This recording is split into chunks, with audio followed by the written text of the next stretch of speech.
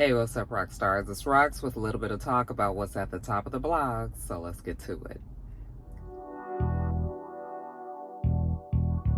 I say I'm gonna take some time off, y'all. All the cashiers, they was like, somebody stole her truck. It's like you can hear it all throughout the store. This Rox coming to you today with a review for Love and Marriage Detroit, Love and Marriage Huntsville, our book 4, Real Housewives of Atlanta. Let's get to it, shall we?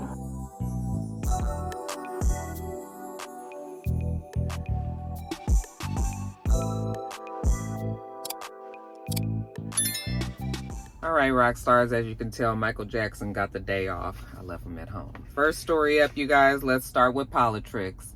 I really don't want to do political stories any longer because, I mean, it just kind of is what it is. Everybody is still so worked up about what YSAP is doing. And he said that's what he was going to do. So I don't know why everyone is acting so surprised now. You know, the latest story is with the DEI policies that are being rolled back in a lot of the companies. Okay, so we can talk about that real fast. The companies that are on deck now, speaking up about rolling back those DEI policies: Starbucks, Ford, JP Morgan Chase, Lowe's, Tractor Supply, Harley Davidson, Walmart. Walmart in particular is rolling back some programs that they actually implemented to make sure that people got equal and fair, inclusive policies there at the store. But now that, YSAP is saying that they're going to get rid of DEI, well, these companies are getting rid of DEI. I mean, child, I don't know what else y'all want me to say about it. Okay, I just really think that everybody needs to accept what's going on and settle in for these next 4 years. Okay, and stop being so flabbergasted and so upset with what we are facing. Okay, it's just, you just got to get comfortable and you just got to make the best of what you have. Okay, and move forward. So I mean, that's what it is. I'm not gonna be here documenting everything that he does in these next 4 years because those were the promises that he made and he's keeping them. Okay. They also say that Ron DeSantis is now being floated around as the person to replace Pete Hegseth. Is that how you say his name? Pete Hegseth, for Secretary of Defense. Pete was going to be a problematic person for YSAP getting confirmed in, even with the Republicans being the ones that are making that final decision. Pete was not going to be the man for the job. Okay, so now they're saying that Pete is out, Ron DeSantis is in. I mean, from what I know about Ron DeSantis, it's probably,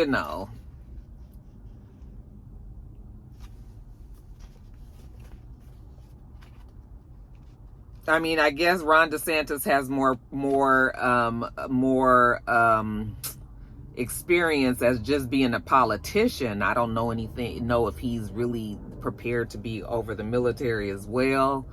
But, child, your guess is as good as ours. So, yeah, that's what's going on there. They're saying that many of the black politicians that supported YSAP, are upset that they are being overlooked so far for YSAP's junk drawer. Old boy up in, North Carolina or South Carolina, the black, rotund man who was,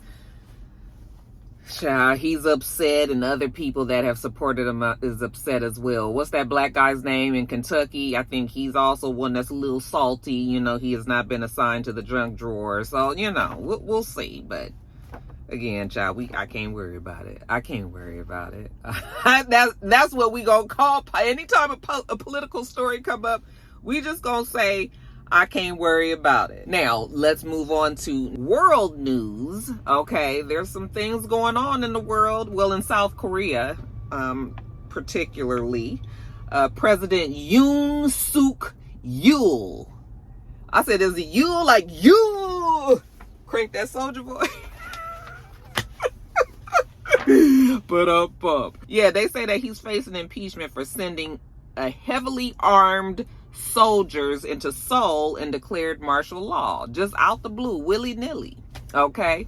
And the people didn't like that. They said that this reminds them of past dictators that they've had to deal with, and they're gonna be good goddamn if they got to deal with it with Mr. Yule. They say they're not fixing to play with this damn government, and so now they're trying to overthrow it. Basically, they're saying that they're implementing proceedings to cancel the martial law, forcing Yule to lift his order just 6 hours after he declared it. Okay, by tomorrow, Friday, I believe that is, if it's supported, which is today, if you guys are seeing this on the first day that I upload this. By tomorrow, though, if it's supported by the National Assembly, it will go on to the Constitutional Court, who will decide if they're going to remove him from office. Okay, so they are trying to actually impeach him and get him out of the way. So now, if you're wondering what exactly is martial law, I mean, we've heard the term, people talk about it when they get worried that, you know, people are going to have like this uprising, and they'll say, oh, it's going to be martial law in the United States, you know, and the military is going to tell everybody they got to go, and, you know, they impose like curfews and different things that you can't do. Kind of, I think it supersedes the police system. It's like the military is the ones that's calling the shots. At least that's what I think. But I can give you exactly what they said in the article that I read. It says it gives the president power to use military to keep order during wartime, warlike situations, or other comparable national emergencies. Now, this impeachment motion alleges that he declared martial law when there was nothing like that going on. There wasn't no wartime. It's not wartime. There wasn't any warlike circumstances. And so, like I said, old boy just sent the people down there just on a Tuesday, I guess, and decided that he wanted to declare martial law, and they are tired of it, and they are not going to stand for it. They're saying that it was beyond his power, and that you can't use the military to suspend parliament, and that the whole action was like equal to like rebellion, like him almost being traitorous towards his own people. So yeah, they're trying to get him out of there, and we'll see what happens tomorrow or Friday, today, when you guys see this video. Okay. But yeah, that's what's happening in the world. And it's interesting to see this. Kind of keep your eye on what's happening over in South Korea, because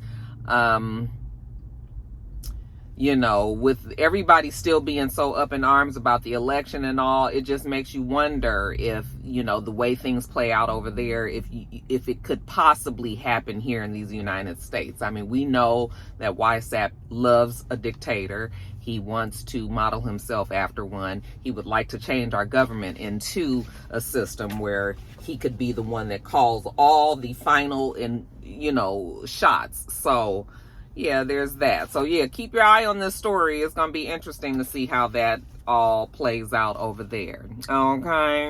And that's it for Politricks. Let's move on to the next story.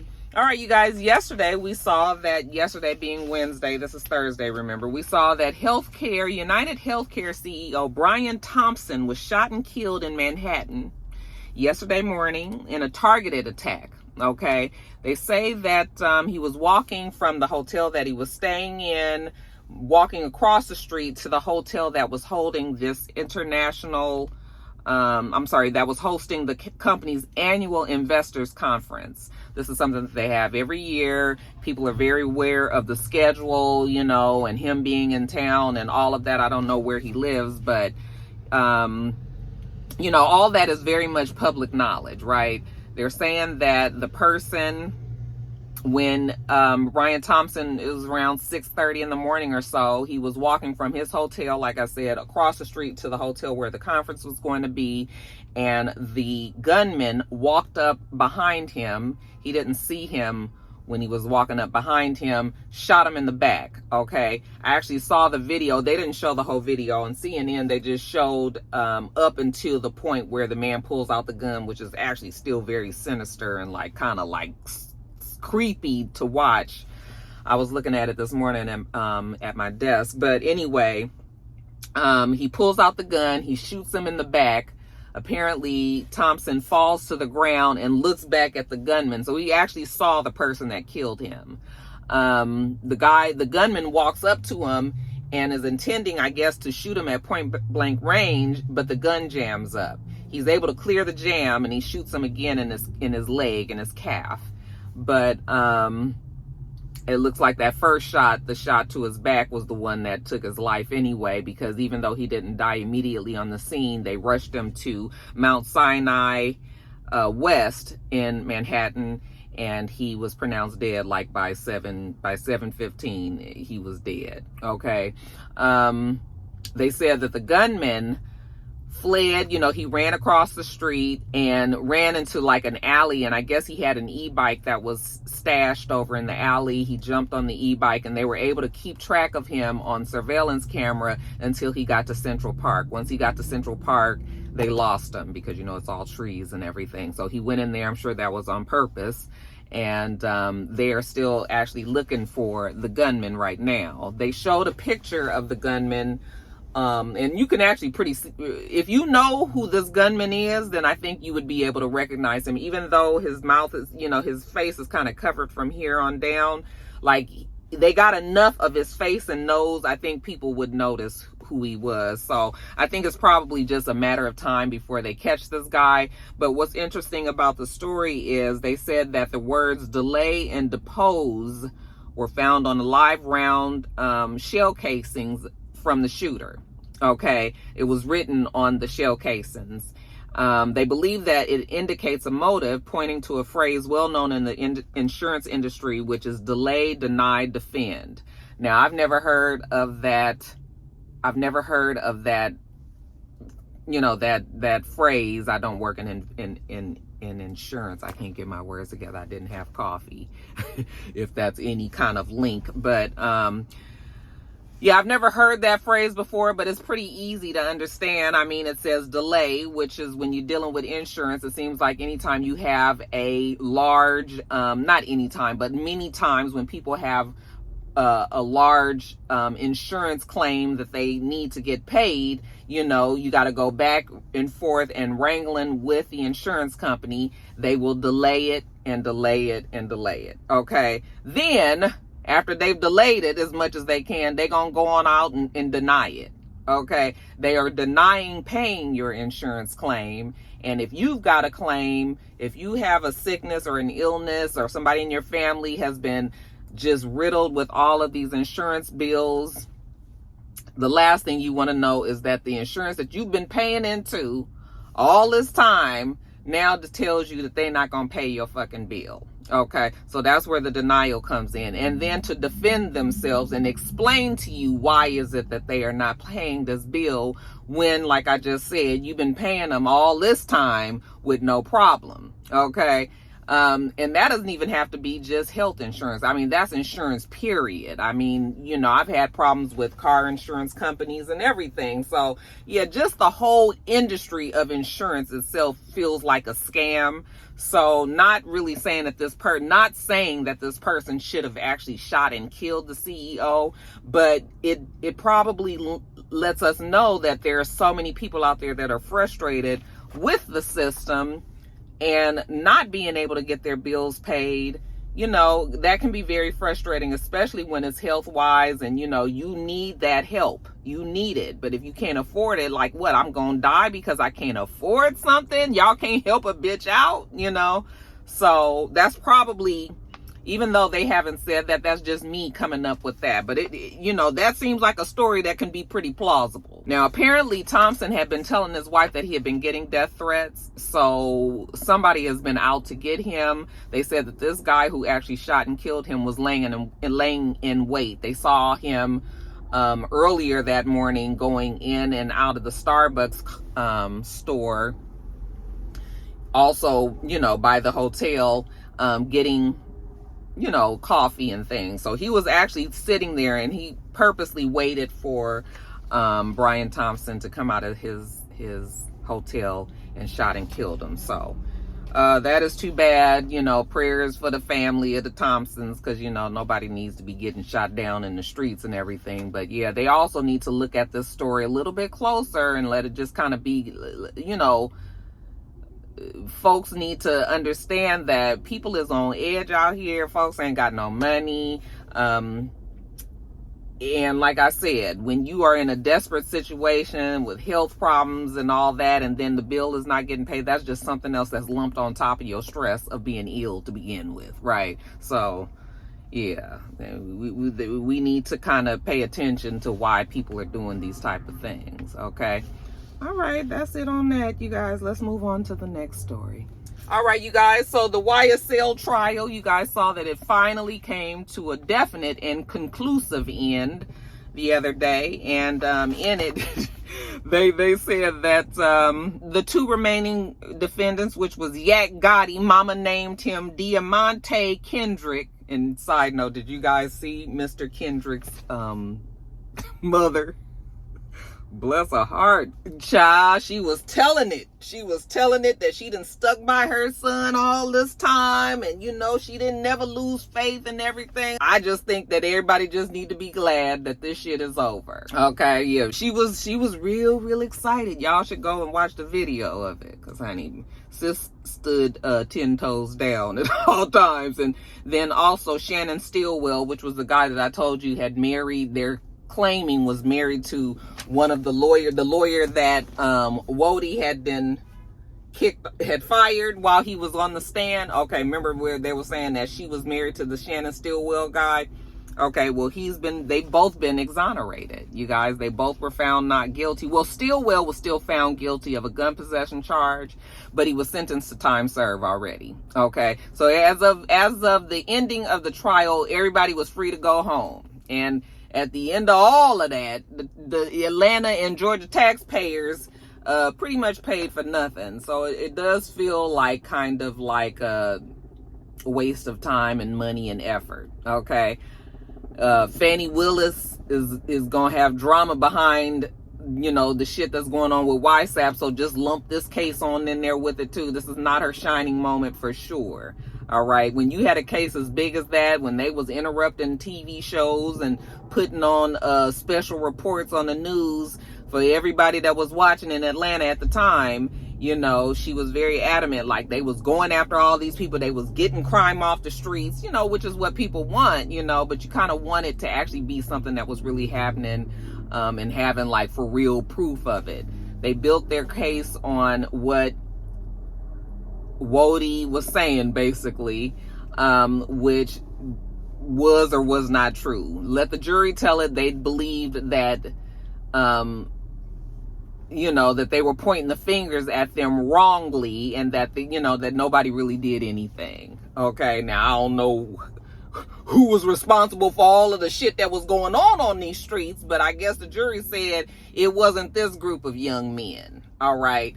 A lot of people are asking me, not a lot of people, child, let me stop lying. Somebody in my damn comments asked me, did I think that it was, that Young Thug had accepted the plea deal too early and that he should have just waited it out. Well, I mean, you got to put yourself in his shoes. He had already been tied up with that shit for 18 months, almost 2 fucking years.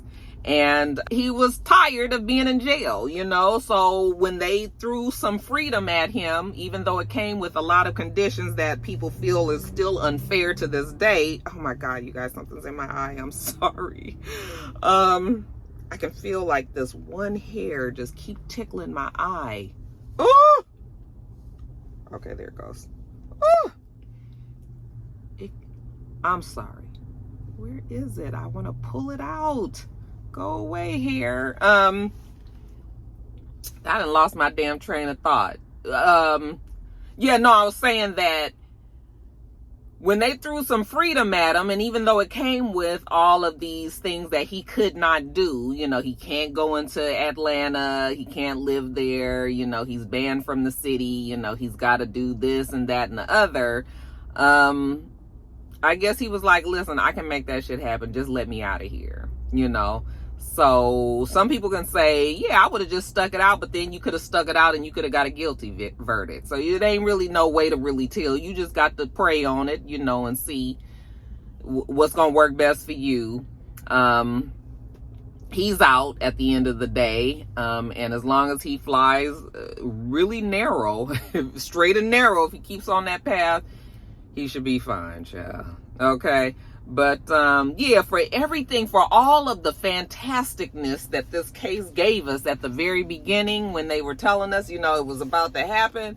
Yeah, that shit kind of ended on a real soft and quiet and mushy thud, huh? Just nothing. Just absolutely nothing. So, yeah, this is not going to help. This ain't going to help our girl, you guys. It's not going to help our girl. Two cases that were big for her, both of them, because it looks like they're gonna throw that YSAP case out because they're saying that you can't, you know, you can't, what is the fucking word? You know, you can't try to put the YSAP, basically. So there's that, y'all. But you guys let me know what you think about it. I mean, do you feel like he should have stuck it out? I don't know. I would say, yeah, if I was looking at those same conditions, I probably would have been trying to get the hell up out of there as well. But yeah, you guys, the jurors are now doing interviews about it. You guys, we never hear helicopters out here. So when there's helicopters out here, something is happening. And they circling right. They holding right here. I know, you know, I work with the police department, but this is a little far from where I am. I don't know why the helicopter's out here. Anyway, you guys, yeah, y'all let me know what you think about that. Would you guys have done the same thing? Oh, but I was saying that the jurors are doing interviews now. And let most of the jurors that are doing interviews tell it, they all felt like they felt like Thug was a good guy and that he was using music to express himself. And that, you know, people were just kind of lying on him. So the jurors are saying that they would have given him a not guilty just like everybody else. I guess the prosecution got what they wanted, which was some, but not really, because it was not really a conviction. It was more of a plea deal. It was just sort of like, we see that we might lose this shit. Let me go on and give you something. But y'all let me know what you would you have done what Thug did, or would you have waited it out? Okay, and let's move on. Okay, you guys, next story is Byron Allen. Byron Allen, you guys know that name. The man who owns the Weather Channel, and he owns, what is the other channel that he owns? Weather Channel, and it's in my notes. I'm going to come across it in a minute. Anyway, you guys, they're saying that he had a $10 billion with a B, a $10 billion lawsuit that he had filed against McDonald's. And he was alleging racial discrimination. And after some time and consideration, he was given the go-ahead by federal judge Fernando M. Olguin. And in the lawsuit, he claims that the fast food chain promoted racial stereotyping by not advertising with black-owned media. He says that home shopping. He owns the Weather Channel and it's somewhere else. Is it Home Shopping Network? Child, I think it's it's HS Entertainment Studios and the Weather Channel were denied ad dollars spent by McDonald's as part of its large budget for general market advertising, and instead relegated to an African American tier that vies for consideration with a significantly smaller ad budget, denying the media outlets millions of dollars in potential annual revenue. Now, that, I've read that so many times and it confused me. I was just like, what exactly is it saying? I'm going to read this quote to you. It says, "We have overwhelming evidence against McDonald's, who has been sued by its black executives, black franchisees, and their global head of security for racial discrimination. It is time for the McDonald's board of directors, stockholders, and civil rights organizations nationwide to call for the resignation of CEO Chris, hold on, let me turn the page, Chris Kempczynski, who was caught sending racist text messages about black and Hispanic people." Okay, so I guess what he's saying is that the money, all this money that McDonald's had, they didn't use all this money for the ads on the black media outlets. Okay, they gave them a little little budget, and instead used that money on, I guess, more widely known white media outlets. So I guess if I was just gonna really break it down, it's saying that they gave the black channels like some old measly little commercials and shit, and then they gave the other quote unquote white media, whatever you want to call it, channels, these big budget commercials and advertising and things like. Is that what's going on here, you guys? So one of y'all explain it a little better for me. Sometimes the old brain don't it don't always make sense, y'all. So maybe one of you guys that know that about that story a little bit better than I do, go on and help me out in the notes. Okay, but yeah, that's all I saw was $10 billion in Byron Allen. I was like, boy, I sure hope you get some of that money. Because, honey, they got it. That's for sure. And ain't no reason why Byron Allen shouldn't get it, if you ask me. So we'll keep our eye on that case. And when I know more, I'll let you know.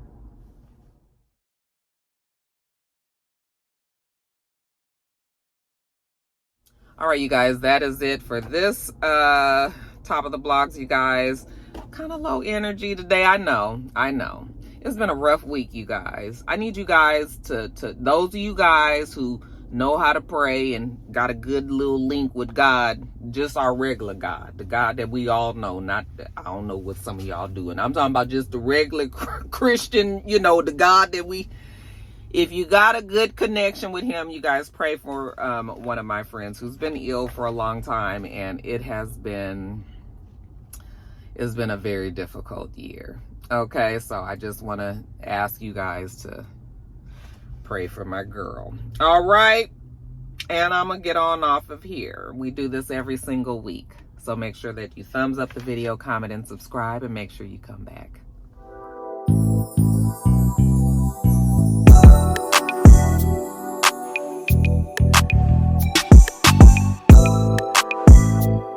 Until next time, rock stars.